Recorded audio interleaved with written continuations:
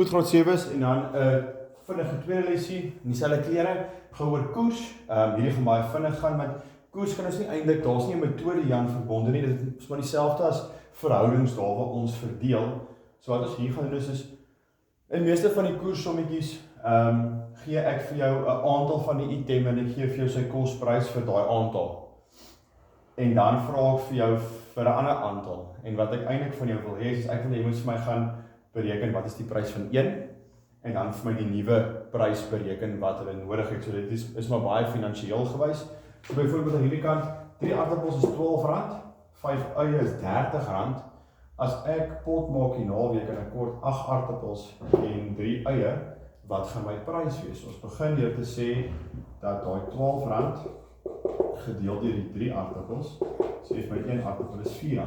Goed, dan het ek 5 eie vir R30, as ek 30 gedeel deur 5, is dit R6 per ei.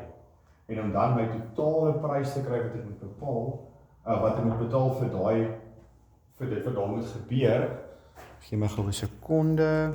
Ekskuus vir daai onderbreking julle. So om die totaal te kry vir wat ek dan vir 8 aardappels en 3 eie gaan betaal vir my potjie, gaan ek sê die R4 wat ek hier bereken het, R4 maal 8, 8 maal 4, enige iemand, ja is 32, by 3 eie teen R6, so R6 maal 3 is 18.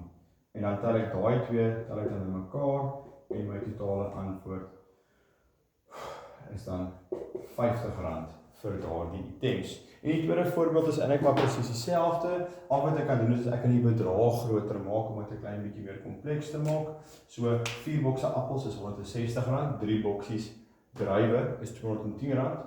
As ek by die markie die naweek 2 bokse appels en 4 boksies druiwe koop, hoeveel gaan dit my totaal kos? So, kom ons gaan bereken eers die prys. Ons gaan sê 160 gedeel deur 4 is R40 vir 'n boksie appels. Gaan sê R210 gedeel deur 3 R70 vir 'n boksie druiwe, seker baie lekker druiwe. En dan as ek van hierdie koop by die mark die naweek, my totaal, ek gaan my 40 vat en dit maal met 2, so R40 maal 2 is R80 vir my appels, en my 4 boksies druiwe teen R70, so R70 maal 4 is R280, en as ek daai twee dan bymekaar tel, kry ek 'n eindtotaal van R360. So ek gaan bereken by koers werk dit so dat ons bereken die prys van een van die items en dan van daar af gaan vermenigvuldig ons met wat nodig is, tel die 2 bymekaar of die 3 of die 4 en ons kry ons totaal.